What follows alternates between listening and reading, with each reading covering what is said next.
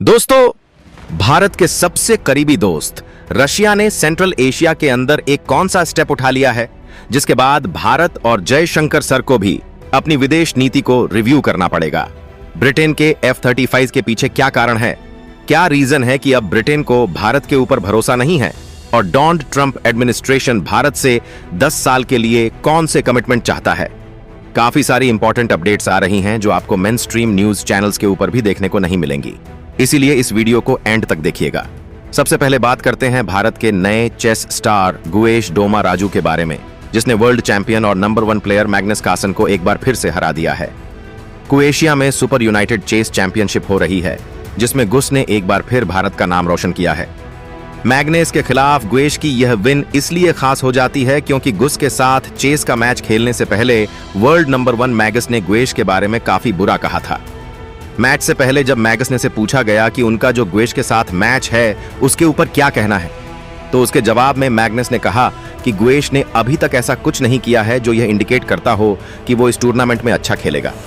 मैं उसके लिए आशा करता हूं कि वह अच्छा खेले, लेकिन जब इस टूर्नामेंट के अंदर मेरा गुएश के साथ मैच होगा तो मेरी अप्रोच यही रहेगी कि मैं टूर्नामेंट के एक वीक यानी कि टूर्नामेंट के कमजोर प्लेयर्स के साथ मैच खेल रहा हूं, यानी मैगस के अकॉर्डिंग। ये जो क्रोएशिया में टूर्नामेंट हो रहा है इसमें गुएश एक छोटा और बहुत ही कमजोर प्लेयर है और वह उसको सीरियसली भी नहीं ले रहा है।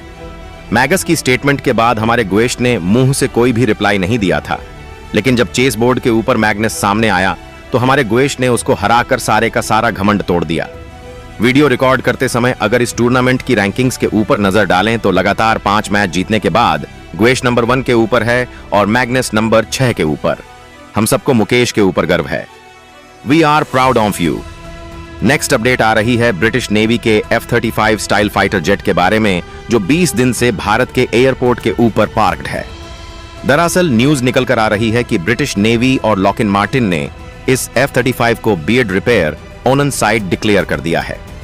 जब भी किसी एयरक्राफ्ट या फाइटर जेट या हेलीकॉप्टर को beard repair on site declare किया जाता है, इसका मतलब होता है कि उस एयरक्राफ्ट को उस जगह के ऊपर जहां पर वो एक्सीडेंट या डैमेज हुआ हो वहां पर उसको ठीक करना टेक्निकली या फिर प्रैक्टिकली पॉसिबल नहीं है। ऐसे केसेस में एयरक्राफ्ट को उस लोकेशन के पास से किसी बड़े मेंटेनेंस फैसिलिटी या फिर मैन्युफैक्चरर के पास भेजना पड़ता है, या फिर कभी-कभी उस एयरक्राफ्ट, हेलीकॉप्टर या फाइटर जेट को स्क्रैप भी कर दिया जाता है अगर रिपेयर की कॉस्ट एयरक्राफ्ट की वैल्यू से काफी ज्यादा हो। इससे पहले ब्रिटेन ने कहा था कि वो अपने F-35 को केरला के एयरपोर्ट के ऊपर ही रिपेयर करेंगे, लेकिन अब इसको beard repair on site declare करने का मतलब है कि यह दिखाता है कि F-35 स्टेल्थ फाइटर जेट को काफी गहरा डैमेज पहुंचा है। ब्रिटिश नेवी और लॉकहीड मार्टिन अब इस F-35 को डिसमेंटल करेंगी, यानी फाइटर जेट के विंग्स, टेल्स वगैरह कुछ मेन पार्ट्स को अलग अलग किया जाएगा और फिर उसको मिलिट्री ट्रांसपोर्ट एयरक्राफ्ट में डालकर ब्रिटेन ले लिया जाएगा। इसके साथ ही ब्रिटेन ने कहा है कि वह केरला एयरपोर्ट की पार्किंग फीस और हैंगर फीस के ड्यूज भी क्लियर कर देंगे। F-35 हेल्थ फाइटर जेट के अंदर जो ANX, सेंसस और मिशन सिस्टम लगे होते हैं वो नाटो और USL के टॉप सीक्रेट्स में आते हैं एंड अमेरिका इनको लेकर काफी सीक्रेसी मेंटेन करता है। जबकि भारत को देखें तो भारत एयर डिफेंस सिस्टम से लेकर fighter jets, naval warships, submarines और ना जाने कितने और कई तरह के रशियन वेपन्स का इस्तेमाल कर रहा है।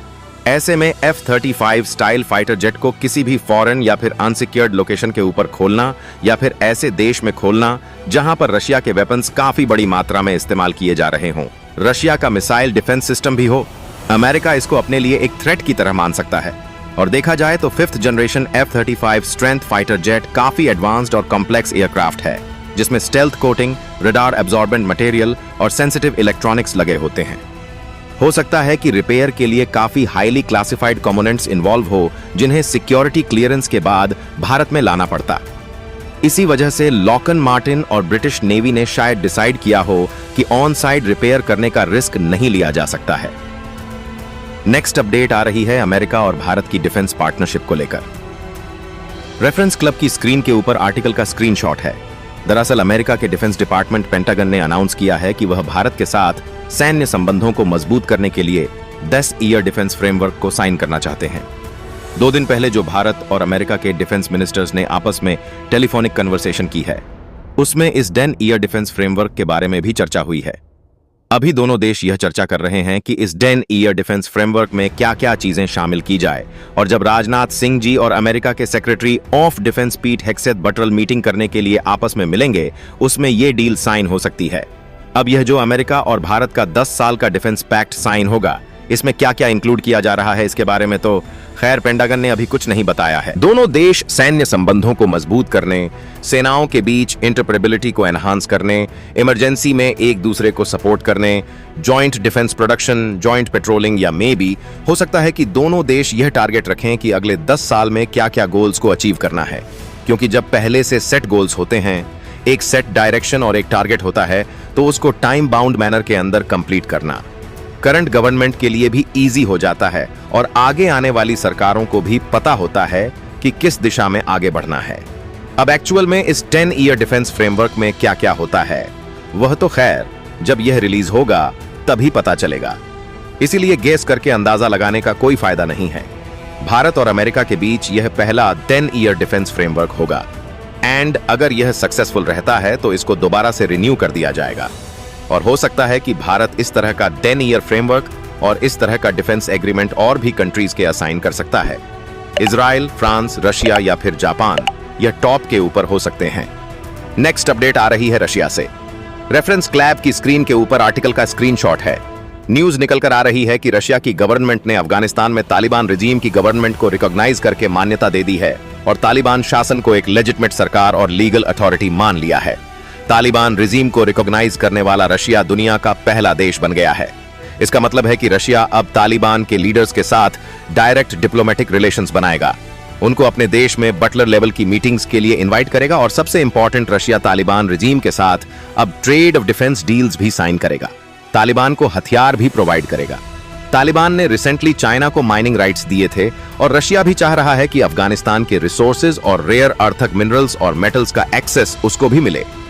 इसके लिए तालिबान रिजीम के साथ अंडरस्टैंडिंग को मजबूत करना काफी इंपॉर्टेंट था। रशिया के बाद अब शायद हो सकता है कि ईरान, चाइना और कुछ सेंट्रल एशियन कंट्रीज जो अफगानिस्तान के पड़ोस में सिचुएटेड हैं, वो भी तालिबान रिजीम को ऑफिशियली रिकॉग्नाइज कर लें और तालिबान को लीगल अथॉरिटी मान लें, जिसके बाद यह सब गवर्नमेंट टू गवर्नमेंट रिलेशंस दोबारा से बहाल कर सकते हैं। अगर ज्यादा देश तालिबान रिजीम को रिकॉग्नाइज करते हैं तो भारत को भी अपनी अफगानिस्तान की पॉलिसी के बारे में दोबारा से सोचना पड़ेगा। वैसे आपको क्या लगता है कि क्या भारत को तालिबान रिजीम को मान्यता दे देनी चाहिए? हाँ या फिर ना पहले अमेरिका, यूरोप और बाकी वेस्टर्न कंट्रीज का वेट करना चाहिए? नीचे कमेंट करके अपनी राय बताएं।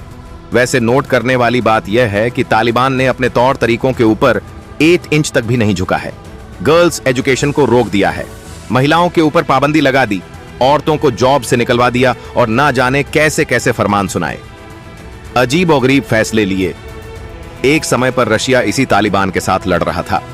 आज तालिबान को रिकॉग्नाइज करने वाला, मान्यता देने वाला रशिया दुनिया का पहला देश बन गया है। नेक्स्ट अपडेट आ रही है रशिया और भारत को लेकर।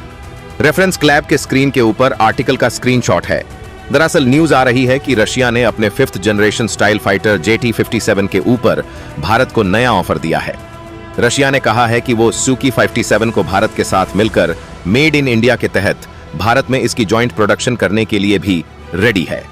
रशिया ने कहा है कि इसके लिए भारत को नई मैन्युफैक्चरिंग लाइन भी स्टार्ट नहीं करनी पड़ेगी, यानी भारत को हैवली इन्वेस्ट भी नहीं करना पड़ेगा। रशिया के अकॉर्डिंग जो महाराष्ट्र के नासिक में हिंदुस्तान एरोनॉटिक्स लिमिटेड की फैसिलिटी है, जहां पर इससे पहले सुकी Su-30 MKI मैन्युफैक्चर हुआ करते थे, यहीं पर सुकी Su-57 को भी मैन्युफैक्चर किया जा सकता है। यह रशिया ने भारत को ऑफर दिया है। इसके साथ ही इंटरेस्टिंग बात यह भी है कि रशिया ने भारत को 100% ट्रांसफर ऑन ऑफ टेक्नोलॉजी करने का प्रॉमिस किया है, और कहा है कि वह भारत को S-57 का सोर्स कोड भी देने के लिए तैयार है, जो फ्रांस भारत को नहीं दे रहा था। सोर्स कोड भारत को मिलने का मतलब है कि भारत अपने वेपन्स को आसानी से सुकियो S-57 के ऊपर इंटीग्रेट कर सकता है। यह कहना है रशिया का। खैर, वैसे आपको दोनों में से कौन सा स्टेल्थ फाइटर जेट ज्यादा बेटर लगता है? अमेरिका का F-35 स्टेल्थ फाइटर जेट या फिर रशिया का सुकोई S-57? नीचे कमेंट करके अपनी राय जरूर बताएं। नेक्स्ट अपडेट आ रही है पाकिस्तान की ITO टेक्नोलॉजी सेक्टर को लेकर। रेफरेंस क्लैब के स्क्रीन के ऊपर आर्टिकल का स्क्रीनशॉट है। न्यूज आ रही है कि माइक्रोसॉफ्ट ने पाकिस्तान में अपने 25 साल पुराने ऑपरेशंस को बंद करने का यानी कि जाने से क्लोज करने का फैसला ले लिया है। माइक्रोसॉफ्ट पाकिस्तान में अपने ऑफिस को अब बंद कर रहा है, जो कि पाकिस्तान के टैक्स सेक्टर के लिए एक बहुत ही बड़ा झटका है। दरअसल माइक्रोसॉफ्ट ग्लोबल लेवल के ऊपर रिस्ट्रक्चरिंग कर रहा है।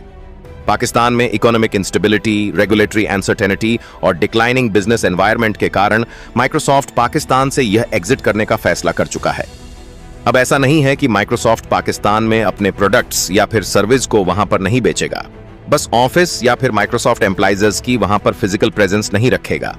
आसपास की कंट्रीज के जरिए पाकिस्तान को सर्विस प्रोवाइड की जाएंगी, लेकिन लोकल प्रेजेंस का ना होना यह चीज पाकिस्तान के आईटी और टेक इकोसिस्टम को आगे चलकर काफी इंपैक्ट करेगा और पाकिस्तान को इससे काफी मॉनेटरी लॉस भी होगा। फॉरेन डायरेक्ट इन्वेस्टमेंट का नुकसान होगा, आईटी एक्सपोर्ट्स में डिस्ट्रप्शंस आएंगी, जॉब का लॉस होगा, पाकिस्तान के ऊपर इन्वेस्टर्स का कॉन्फिडेंस और भी लो होगा, जिसके बाद दुनिया की मेजर कंपनीज भी अब पाकिस्तान में इन्वेस्टमेंट नहीं करेंगी। हर 24 घंटे के अंदर जियोपॉलिटिक्स में बड़े फेर बदलाव और उलटफेर हो रहे हैं और भारत के लिए नए चैलेंजेस आ रहे हैं। कोई देश अपने फैसले से पलट रहा है तो कोई देश ब्लैकमेलिंग के ऊपर उतर आया है। सभी देश एक दूसरे को नीचे लगाने की कोशिश कर रहे हैं। इन सब के बीच हमारा भारत किसी भी देश से पीछे ना रह जाए, इसके लिए मोदी सरकार लगातार कोशिशें कर रही है। तो दोस्तों, ऐसी खबर पाने के लिए हमारे बीके न्यूज चैनल को सब्सक्राइब जरूर कीजिएगा। धन्यवाद।